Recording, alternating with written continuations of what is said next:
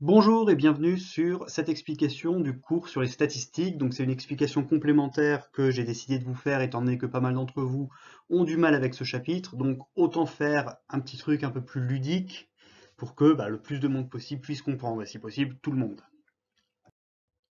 Alors au sommaire, on va commencer par rappeler les différentes définitions en rapport avec la statistique, comment on présente des variables discrètes et comment on présente des variables continues, ce que c'est que la moyenne, le mode, la médiane, les quartiles, le diagramme en boîte, la variance et l'écart type. Donc on suit le même plan qu'on a vu dans le cours.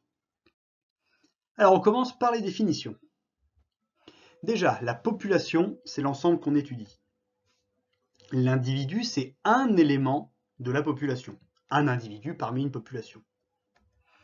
Les caractères ou les variables, c'est le même terme, c'est ce qu'on étudie dans cet ensemble. Par exemple, je sais pas moi, la couleur des cheveux, c'est la variable ou le caractère. C'est le même terme, c'est des synonymes. Une variable ou un caractère peut être quantitative, donc c'est-à-dire avec laquelle on peut faire des calculs, ou qualitative, avec laquelle on ne peut pas faire de calcul. Une variable peut être discrète, c'est-à-dire qu'on la prend individuellement, sans regroupement. Dans ce cas, quand c'est une variable discrète, ça s'appelle une modalité, par exemple 20 euros, 30 euros, bleu, vert, etc. Ça, ce sont des modalités. Une variable discrète, c'est une modalité. Une classe, c'est un regroupement de variables continues, par exemple de 20 euros à 30 euros, etc. Un effectif, c'est le nombre d'individus dans la modalité ou dans la classe. Donc combien de personnes ont les cheveux blonds, combien de personnes ont 20 euros dans leur portefeuille, etc. Ça, c'est l'effectif. Et la fréquence, c'est le taux d'individus dans la modalité ou la classe. Donc pour le calculer, vous faites toujours l'effectif de cette modalité ou de cette classe, par exemple l'effectif du nombre de personnes avec les cheveux blonds, divisé par le nombre de personnes total. Ça donne vraiment le taux d'individus. Alors pour revoir un petit peu ces définitions de manière un peu plus agréable, je vous ai fait un exemple ici. Donc là, ici, vous avez un cercle dans lequel j'ai mis 2 lapins et 2 rats. Ces 4 animaux, c'est la population. Cet animal, ce rat par exemple, c'est un individu dans cette population. Ce qu'on étudie ici, ça va être l'espèce animale. Donc est-ce que c'est un rat ou est-ce que c'est un lapin? Ça, c'est le caractère, la variable. Je vous rappelle, c'est des synonymes. C'est une variable qualitative ici, parce qu'on ne peut pas faire de calcul avec. Vous ne pouvez pas faire lapin plus rat égale je ne sais quel hybride. Et c'est une variable discrète aussi. De toute façon, on est obligé de la rendre discrète parce qu'on ne peut pas faire de regroupement. Petite info, quand vous avez une variable qualitative, elle sera forcément discrète parce que vous ne pouvez pas faire des regroupements de variables qui ne font pas de calcul. Donc ici, c'est une variable discrète. Lapin et rat, ce sont deux modalités. Vu qu'on étudie les espèces animales, dans cette population, il y en a deux des espèces animales, lapin et rat. Donc lapin est une modalité, rat est une modalité. Notre effectif total est de 4. L'effectif des lapins est de 2. Vous voyez qu'il y a 2 lapins. Et donc, 2 lapins sur un effectif total de 4, ça fait une fréquence de lapins de 50%, la moitié. Voilà, ça c'est pour les termes, pour les définitions importantes dans la statistique. Au niveau de la présentation des variables discrètes, habituellement on les présente sous un tableau en 3 parties. Alors que ce soit des lignes ou des colonnes, ça dépend de comment vous vous mettez en forme. Avec moi, vous verrez toujours des colonnes. Donc 3 colonnes, la colonne modalité, donc où vous mettez vos différentes modalités par ordre croissant. Excusez-moi. Donc différentes modalités par ordre croissant, si c'est des variables quantitatives bien sûr, parce que mettre un ordre croissant quand c'est des couleurs ou des races d'animaux, je vous avoue que c'est difficile. Leur effectif respectif, combien il y en a de chaque, puis les effectifs cumulés. Et vous devez toujours suivre l'ordre croissant des modalités. Si vous ne le faites pas, vous ne pouvez pas faire les différents calculs qu'on fera ensuite. C'est le problème que j'ai vu dans certains DM, certains ont fait correctement le tableau, mais n'ont pas mis les modalités dans l'ordre croissant. Ce qui fait que, pour calculer une médiane, par exemple, c'était complètement faux. Variable continue, c'est un peu le même principe, seulement on va rajouter les fréquences. On peut aussi les rajouter avec les variables discrètes, mais ça ne sert pas à grand chose, parce que imaginez vous avez 100 variables, vous avez 100 modalités ou 100 classes différentes, quand on parlait des modalités avant. Si vous avez 100 modalités différentes, ça sert à rien de calculer un pourcentage à chaque fois. Vous aurez 0, quelque chose, parfois 1, quelque chose pour cent, mais c'est vraiment pas utile. La fréquence, c'est vraiment plus utile quand vous êtes dans des variables continues, vu que c'est des regroupements, vous avez forcément moins de classes. Dans l'exemple qu'on avait vu dans le cours, on avait, je crois, 15 ou 16 modalités différentes. Quand on avait regroupé par classe, on avait 4 ou 5 classes, pas plus. Donc c'est beaucoup plus simple, et donc c'est plus utile de faire la fréquence uniquement en variable continue. Le principe est le même, hein, les différentes classes, avec un S à classe, par ordre croissant, leurs effectifs respectifs, les effectifs cumulés, les fréquences respectives et les fréquences cumulées. Je vous rappelle que la toute dernière fréquence cumulée doit être égale à 1 ou à 100%, et pour l'effectif cumulé, le tout dernier doit être égal à l'effectif total. Alors, on va parler rapidement des représentations graphiques. Je vous rappelle les différents types de graphiques qu'on peut retrouver. Un histogramme, un polygone des effectifs cumulés croissants. Le graphique en secteur, qu'il ne faut surtout pas appeler camembert quand vous êtes à l'examen. Surtout pas, c'est pas pro du tout. Le nuage de points et le diagramme en boîte qu'on appelle aussi boîte à moustache. Ne me demandez pas pourquoi, c'est pas moi qui fais les noms. Diagramme en boîte qu'on étudiera un peu plus tard. Alors, passons maintenant aux différents calculs. La moyenne. Alors la moyenne, comme dit, vous connaissez le principe, on additionne toutes les valeurs de la population et on divise par son effectif total. Par exemple, 2 personnes ont 5 euros, 3 personnes ont 10 euros, 4 personnes ont 15 euros, pardon. Pour calculer la moyenne, 2 personnes fois 5 euros, plus 3 personnes fois 10 euros, plus 4 personnes fois 15 euros, divisé par 9 personnes en tout, donc ça fait 10 plus 30 plus 60, ce qui fait 100, divisé par 9, ça fait 11,1. Ça veut dire que si on prend toutes ces personnes ensemble, chacun a en moyenne 11,10 €, 11 euros et 10 centimes, dans sa poche. Donc en généralisant le calcul, c'est toujours chaque valeur multipliée par le nombre d'individus qui ont cette valeur. Je vous rappelle, c'est la moyenne pondérée, ça, c'est la moyenne plus simple à calculer. Je vous rappelle que la moyenne arithmétique, c'est le fait de prendre chaque valeur l'une après l'autre, de l'additionner, etc. et ensuite de diviser par l'effectif total. Là, ici, on se dit, bon, on a quand même 4 personnes qui ont 15 euros. Je ne vais pas m'embêter à faire 15 plus 15 plus 15 plus 15. Je vais faire 4 fois 15. Voilà, c'est ça le principe de la moyenne pondérée. C'est juste ça, hein, le résultat est le même. Juste en cas de variable continue, si vous êtes face justement à une série avec des variables continues, vous devez prendre à chaque fois le centre de classe. Vu que vous avez uniquement des fourchettes, on va dire comme ça, des fourchettes de valeurs, vous pouvez difficilement déterminer une moyenne. Donc vous prenez le centre de classe, c'est-à-dire la valeur centrale de cette fourchette. Vous multipliez par le nombre d'individus qui contient cette classe, vous faites ça pour toutes les classes, et vous divisez par le nombre d'individus total. Donc comme dit, ça c'est des redites de ce qui a été vu en cours. Vous savez normalement calculer une moyenne. Au niveau des propriétés de la moyenne, petit rappel, si on augmente de x toutes les modalités de la population, la moyenne augmente de x justement. Si on diminue de x toutes les modalités de la population, la moyenne diminue de x.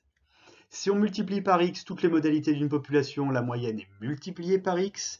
Et si on divise par x toutes les modalités d'une population, la moyenne est divisée par x. Donc tout ce qu'on fait, tous les calculs qu'on fait uniformément sur toutes les valeurs, ça augmente la moyenne, enfin ça fait évoluer la moyenne exactement de la même manière. S'il y a une valeur sur laquelle vous ne le faites pas ou que vous le faites différemment, ça ne le fera pas. Il faut que ce soit sur toutes les modalités de la population. L'exemple que je vous donnais à chaque fois, hein, vous avez 30 personnes dans une classe, la moyenne de la classe est de 10. Si j'augmente de 1 point toutes les notes individuelles de tous les élèves, la moyenne va passer à 11, 10 plus 1. Voilà pour la moyenne. Le mode. Alors le mode, non pas la mode, c'est la modalité ou la classe qui a l'effectif le plus élevé. Alors je vous ai mis un petit exemple. Vous avez une liste de personnes et chacun a une couleur de cheveux différente. Vous remarquez ici, normalement, j'ai fait en sorte que ce soit assez clair, que les personnes, enfin la couleur de cheveux qui est la plus présente, c'est les cheveux blonds. Eh bien le mode, c'est cheveux blonds. Il y a 4 personnes qui ont les cheveux noirs, 4 personnes qui ont les cheveux bruns, et 7 personnes qui ont les cheveux blonds. Blond, c'est donc le mode, parce que c'est la modalité qui a l'effectif le plus élevé. La médiane. Alors le principe de la médiane, c'est de diviser en deux la population et donc de déterminer la valeur qui fait qu'il y a autant de personnes au-dessus qu'en dessous. Donc là, par exemple, imaginez, on a 6 personnes, voilà. La médiane, elle est au milieu, donc 3 personnes d'un côté, 3 personnes de l'autre. On va imaginer maintenant que ces personnes, elles ont, bon, comme avant, de l'argent sur elles. Voilà, l'une à 3 euros, l'autre 5, 6, 8, 9, 10. De combien serait la médiane? Elle va être de 7, parce que c'est entre le 6 et le 8, on fait la moyenne des deux, 6 plus 8 divisé par 2, ça fait 7. Donc ça veut dire qu'il y a autant de personnes qui ont plus que 7 euros que de personnes qui ont moins de 7 euros. Imaginons par contre quand la médiane, enfin quand on a une population avec un nombre impair de personnes. La médiane, c'est simplement la personne du milieu. On reprend cet exemple-là. 3, 5, 6, 8, 9. La médiane, c'est le 6. Parce qu'il y a autant de personnes au-dessus du 6 que en dessous. On va revoir maintenant les quartiles. Donc avec le premier et le troisième quartile. Donc là, cette fois-ci, je vous ai mis 8 personnes. J'ai repris le concept d'avant où la médiane, c'était la même, 7. Le premier quartile, c'est celui qui prend, on va dire, les 25 premiers pourcents. Il est ici. Le troisième quartile, c'est celui qui prend les 25 derniers pourcents, donc les deux personnes à droite ici. Vu qu'il y a 8 personnes, 25% c'est 2 personnes. Donc voilà, le premier quartile, c'est 4, parce que c'est la moyenne entre 3 et 5. Le troisième quartile, c'est 9,5, la moyenne entre 9 et 10. Donc là, vous voyez qu'on a divisé la population en 4 parties égales. Les 25 premiers pourcents, les 25 deuxièmes pourcents, les 25 troisièmes pourcents et les derniers 25%. Et si vous remarquez, ah oui, pardon, l'intervalle interquartile, il faut que j'en parle aussi. L'intervalle interquartile, c'est la valeur de différence qu'il y a entre les deux quartiles. Donc vous faites troisième quartile divisé par le premier quartile, ça vous fait ici 5,5 parce que 9,5 moins 4, ça fait 5,5. Et vous remarquez peut-être que ce schéma ressemble à quelque chose justement. Ça ressemble à un diagramme en boîte. Bah justement, c'est exactement comme ça qu'on fait un diagramme en boîte. C'est le sens de cette forme-là que vous avez dans ce diagramme. Regardez, voilà le diagramme en boîte. Ici, vous avez la valeur minimum, ici la valeur maximum, et au milieu, vous avez cette boîte. Une boîte avec un trait au milieu. Le trait tout à gauche de la boîte, c'est le premier quartile. Le trait tout à droite de la boîte, c'est le troisième quartile. Et au milieu, vous avez la médiane. Médiane qui en fait correspond à ce qu'on pourrait appeler le deuxième quartile. Parce que c'est à chaque fois 25%. Donc là, vous voyez ici, il y a 25% de la population qui est entre le minimum et le premier quartile. 25% de la population entre le premier et la médiane, 25% entre la médiane et le troisième, et 25% entre le troisième et le quatrième. Ça va toujours ce sens-là. Ces 4 zones représentent à chaque fois 25%. Il nous reste maintenant à étudier la variance et l'écart type. Alors la variance, c'est la moyenne arithmétique des carrés des écarts à la moyenne. Alors très honnêtement, la variance, c'est très compliqué de vous l'expliquer de façon ludique, étant donné qu'elle n'a pas beaucoup de sens en elle-même. En tout cas, à notre niveau, la variance n'a pas énormément de sens. Connaître la moyenne des écarts à la moyenne, ça peut être intéressant. Par contre, connaître la moyenne des carrés des écarts à la moyenne, c'est pas très utile. Mais en gros, ici, je vous ai mis un petit schéma pour que vous compreniez le système de base de variance et écart type. Là, vous avez la moyenne. Le A est situé à une certaine distance de la moyenne et le B à une autre distance beaucoup plus élevée. Eh bien, si on fait la moyenne de ces deux distances, on arrive ici et ça correspond, si on le met au carré, à la variance. Sinon, ça correspond à l'écart type si on ne le met pas au carré. C'est la raison pour laquelle la variance et l'écart type sont toujours liés. Comment on la calcule?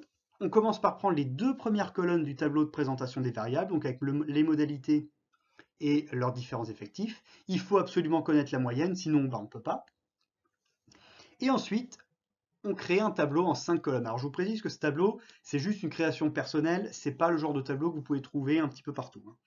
Très certainement, si vous faites à l'examen, ça marche très bien, mais c'est pas le genre de choses que vous risquez de tomber automatiquement. Donc maintenant que vous connaissez vos modalités et les différents effectifs, vous pouvez calculer les écarts à la moyenne. Donc chaque modalité, vous devez dire alors elle est éloignée de combien par rapport à la moyenne. Imaginez la moyenne c'est 10, votre première modalité c'est 4, donc l'écart est de 6. Et vous faites ça pour toutes les modalités, vous calculez tous les écarts. Quand c'est fait, ces écarts, vous allez les mettre au carré, parce qu'on vous dit bien les carrés des écarts à la moyenne. Donc chacun de ces écarts-là, vous allez les mettre au carré. Et enfin, vous allez faire la moyenne de tout ça. C'est-à-dire, tous ces différents carrés, vous allez les multiplier par l'effectif, et ça va vous donner une valeur. Toutes ces valeurs-là, vous allez les additionner ensemble et diviser par l'effectif total. Mais ça, on verra dans la diapo juste après. Donc je résume. Les modalités, vous allez prendre chacune des modalités et calculer l'écart par rapport à la moyenne, donc en faisant une soustraction. Ensuite, ce résultat, vous le mettez au carré, et ensuite, vous allez multiplier par l'effectif. Ensuite seulement, vous allez vous retrouver avec une colonne comme ça, enfin, elle ne sera pas vide justement, elle sera remplie à chaque fois avec des valeurs. Vous allez calculer le total de cette colonne, et c'est ce total que vous allez diviser par effectif total de la population qu'on étudie, pour trouver la variance. Il y en a beaucoup qui ont considéré dans le DM que le total ici, c'était la variance. Mais non, vous n'avez fait aucune moyenne là, vous avez juste tout additionné. Il fallait encore diviser par l'effectif total. Donc voilà comment on calcule la variance. Et pour finir l'écart type, là c'est beaucoup plus rapide, c'est la racine carrée de la variance. Vu que la variance c'est la moyenne des écarts à la moyenne au carré, l'écart type c'est la moyenne des écarts à la moyenne tout court. Ce qui a beaucoup plus de sens, ça vous permet de savoir. Imaginons que votre écart type il est de 3, ça veut dire qu'en moyenne, toutes les valeurs que vous avez dans votre série statistique, elles sont éloignées en moyenne de 3 points par rapport à la moyenne. L'exemple qu'on prend habituellement pour l'écart type, c'est utiliser les notes des élèves. Je sais, on prend souvent cet exemple-là, mais c'est celui qui peut le mieux vous parler. S'il y a un contrôle, il y a une moyenne de 12, et qu'il y a un écart type de, allez, on va prendre un gros exemple, qu'il y a un écart type de 5. Ça veut dire que, en moyenne, les notes, elles sont soit autour de 17 sur 20, parce que 12 plus 5, soit autour de 7 sur 20, 12 moins 5. Donc ça veut dire que les valeurs sont très dispersées. C'est ce qu'on appelle un critère de dispersion des valeurs. Par contre, si vous aviez un écart type beaucoup plus faible comme 1, ça veut dire que les notes sont en moyenne entre 11 et 13. Donc ça veut dire que les notes sont très proches. Ça veut donc dire, par exemple, qu'on a une classe qui est très homogène, qui a un niveau très homogène, parce que tout le monde a globalement la même note. Plus on a un écart type élevé, plus ça veut dire que les notes elles sont dispersées dans tous les sens, et plus ça veut dire qu'on a une série hétérogène. Donc, dans l'exemple ici, une classe hétérogène. Parce que il y a des gens qui peuvent avoir 1 sur 20, 2 sur 20, 3 sur 20, et d'autres personnes qui ont 19, 20. Ça veut dire qu'ici, on a un écart type très fort. Voilà, donc ça c'est un petit complément que je vous ai fait pour aller avec le cours sur les statistiques, donc n'hésitez pas à le réécouter autant que vous voulez, c'est un plaisir. Donc je vous laisse le reste de la semaine un petit peu pour travailler là-dessus, et je vous souhaite une bonne journée.